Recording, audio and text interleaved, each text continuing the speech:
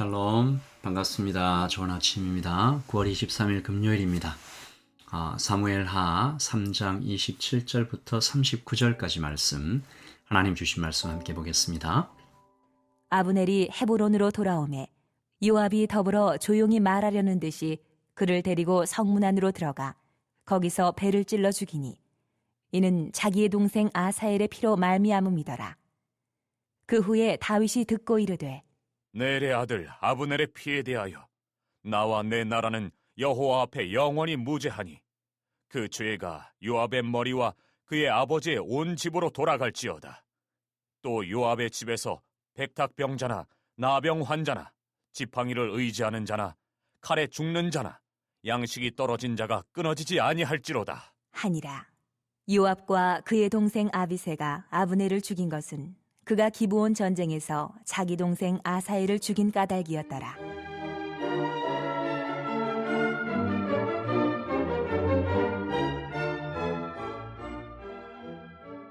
다윗이 요압과 및 자기와 함께 있는 모든 백성에게 이르되 너희는 옷을 찢고 굵은 배를 띠고 아브넬 앞에서 애도하라. 하니라.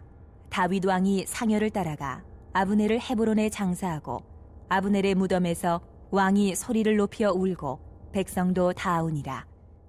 왕이 아브넬을 위하여 애가를 지어 이르되 아브넬의 죽음이 어찌하여 미련한 자의 죽음 같은고.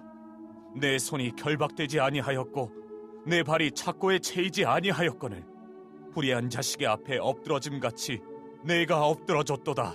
하매 온 백성이 다시 그를 슬퍼하여 우니라. 석양에 뭇 백성이 나와 다윗에게 음식을 권하니 다윗이 맹세하여 이르되 만일 내가 해지기 전에 떡이나 다른 모든 것을 맛보면 하나님이 내게 벌 위에 벌을 내리심이 마땅하니라. 하매 온 백성이 보고 기뻐하며 왕이 무슨 일을 하든지 무리가 다 기뻐하므로 이날에야 온 백성과 온 이스라엘이 넬의 아들 아브넬을 죽인 것이 왕이 한 것이 아닌 줄을 아니라. 왕이 그의 신복에게 이르되 오늘 이스라엘의 지도자여, 큰 인물이 죽은 것을 알지 못하느냐? 내가 기름 부음을 받은 왕이 되었으나 오늘 약하여서 스루야의 아들인 이 사람들을 제어하기가 너무 어려우니 여호와는 악행한 자에게 그 악한 대로 갚으실지로다. 아멘. 하나님의 말씀입니다. 말씀을 한번 읽으시면서 잠시 묵상하시겠습니다.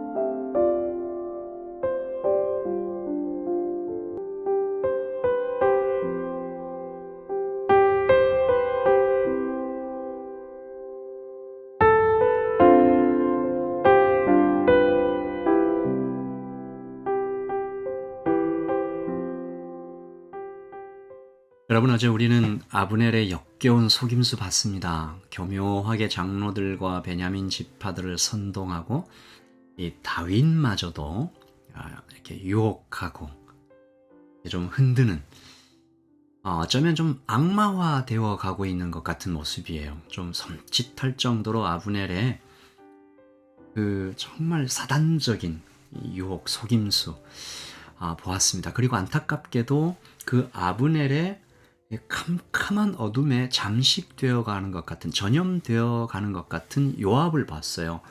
요압도 아브넬처럼 하나님 자리에 앉아서 판단하고 속이고 또 복수하려고 하고, 그 안에 자라고 있는 분노의 불길을 우리가 염려하면서 좀 지켜봤는데요.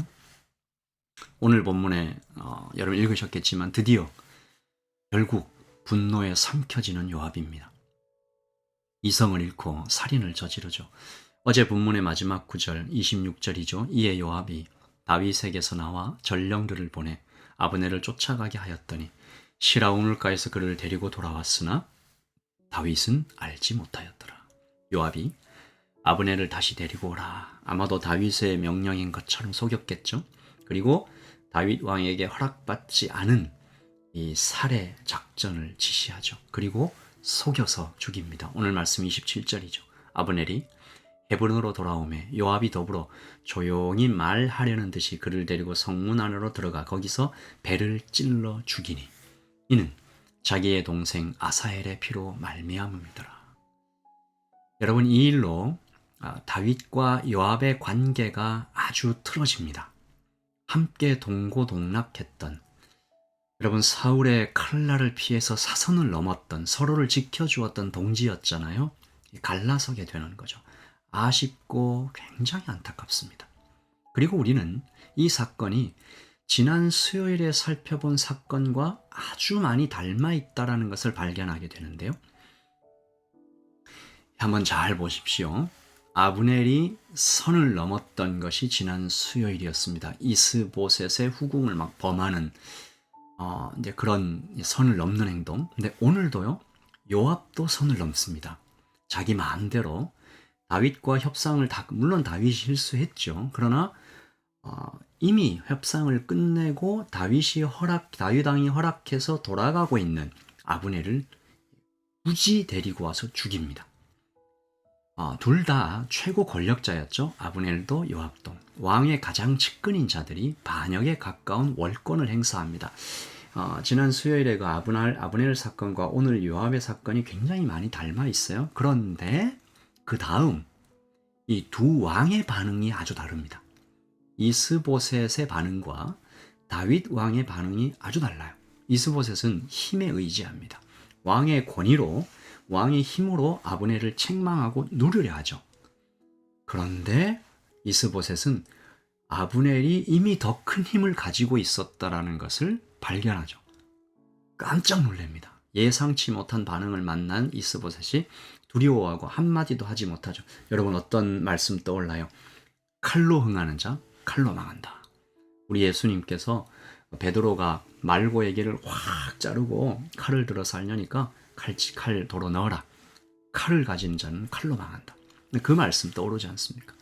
오늘 다윗 왕은 요압이 선을 넘어서 자기의 말을 거역하고 거의 반역이죠. 아브넬을 죽인 사건을 보고 다윗은 즉시 하나님께 의지합니다. 오늘 28절 말씀 보시죠. 그 후에 다윗이 듣고 이르되 넬의 아들 아브넬의 피에 대하여 나와 내 나라는 여호와 앞에 영원히 무죄하니 그 죄가 요압의 머리와 그의 아버지의 온 집으로 돌아갈지니라. 하나님 찾아가고 있습니다. 그리고 진심으로 애도하기 시작하는데요. 32절에 보시면 아브넬을 헤브론에 장사하고 아브넬의 무덤에서 왕이 소리를 높여 울고 백성도 다 우니라. 왕이 아브넬을 위하여 애가를 지어 이르되 아브넬의 죽음이 어찌하여 미련한 자의 죽음 같은고. 이스보셋은 힘에 의지했다가 힘으로 망하고요. 사람에게 의지했다가 사람에게 실망하고 반역을 당합니다. 그런데 다윗 왕은 처음부터 끝까지 하나님께 의지하는 그 모습을 보여주었을 때 하나님의 품 안으로 들어가는 만족과 승리를 얻는 장면이죠. 요압도 아브넬처럼 힘이 있었어요. 만약에 다윗이 이스보셋처럼 요압을 힘으로 누르려고 했다면 어쩌면 요압도 반역했을지도 모르겠어요. 그런데 이 다윗이 하나님 안에서 하나님께 의지하니까 요압이 어쩔 수가 없는 거죠. 물론 요압은 나중에 또 거역합니다. 아마사를 죽이고 아도니아의 반역에 참여하고 결국 비참하고 수치스러운 죽음을 맞게 되는 것이 요압의 마지막이죠. 다윗은 요압의 힘과 위협에 물러서지 않았고 하나님의 뜻을 굽히지도 않았습니다.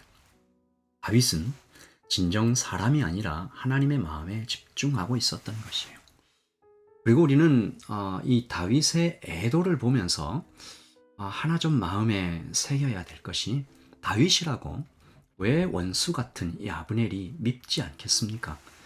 그 속임수와 그 간사한 것이 왜 안 보였겠어요? 그런데 다윗의 애도는 자기 감정보다 하나님의 마음을 읽어내고 있는 것을 우리가 좀 살펴봐야 됩니다. 사울 왕에 대해서도 다윗이 그렇게 했죠. 아브넬을 향해서도 이 사울 왕도 아브넬도 분명 악인이었지만 하나님이 사랑하시는 자기 백성이었어요.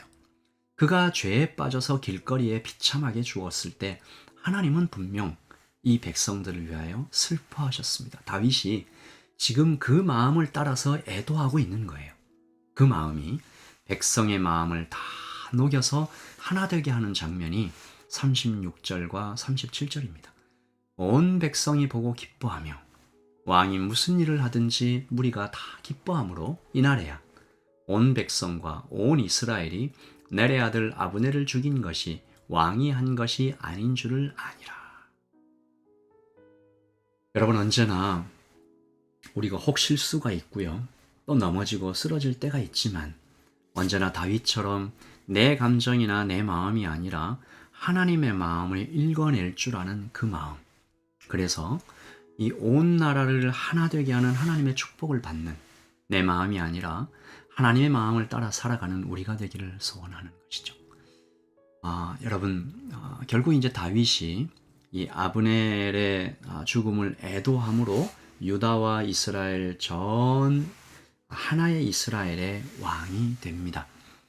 그러니까 아브넬은 이스보셋을 반역하고 이스보셋을 왕으로 세워서 어떻게든지 자기의 권력을 가지려고 막 애를 쓰고 갖은 수를 다하지만 결국 아브넬은 칼에 죽습니다. 요압은 자기 손으로 복수하고 자기의 뜻대로 역사를 뒤틀려고 하지만 결국은 나중에 아도니아의 반역에 참여하고 비참하고 수치스러운 죽음을 맞게 되죠. 하나님께 피하는 것이 가장 복됩니다. 하나님의 마음을 따라서 사는 것이 가장 지름길입니다. 좀 돌아가는 것 같아도 이것이 가장 아름답고 가장 지름길입니다. 오늘 하루 우리 마음에 하나님, 다윗 같은 마음 허락해 주십시오. 하나님의 마음을 따라서 우리의 감정도 그렇게 흐르게 하여 주시고 하나님의 손이 가는 곳, 하나님의 눈이 가는 곳, 하나님의 마음이 흐르는 곳에 나의 마음도 흐를 수 있도록 도와주십시오 라고 기도하며 오늘 하루를 시작하겠습니다. 제가 한번 기도하겠습니다. 하나님 아버지, 요압이 정말 안타깝습니다.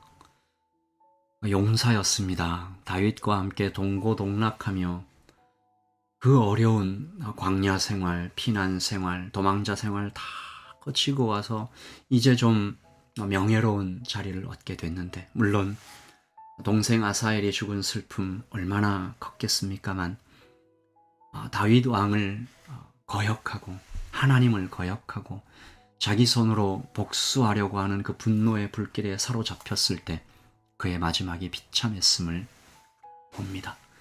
하나님 아버지 하나님 마음을 따라가게 하여 주시옵소서.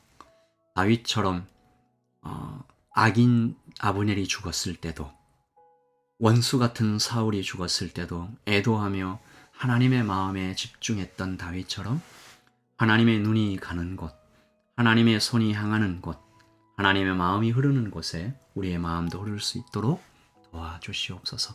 오늘 하루 어느 곳에 하나님의 마음이 흐르는지, 하나님의 눈이 어디를 향하는지 우리가 집중해서 세심하게 살피며 그 마음 따라 살아가는 오늘 되게 하여 주시옵소서. 감사합니다. 예수 그리스도의 이름으로 기도합니다. 아멘. 여러분, 좋은 하루 보내십시오. 오늘 금요일입니다. 우리 주일에 하나님 말씀으로 다시 만나고요. 영적 전쟁 두 번째 시간을 갖도록 하겠습니다. 그리고 이번 주부터 우리 데일라이트 세이빙이 시작되거든요. 1시간 적게 주무시는 겁니다. 스마트폰과 컴퓨터들은 자동으로 시간이 돌아가니까 신경 쓰실 것 없고요. 만약에 집에 이렇게 벽시계 같은 것들이 있으면 주무실 때 1시간 더 빨리, 1시간 덜 주무시게 고쳐놓고 주무셔서 예배 시간 착오 없으시도록 그렇게 하시기 바랍니다. 우리 주일에 뵙겠습니다. 평안하시고요. 하나님 안에서 승리하십시오. 샬롬.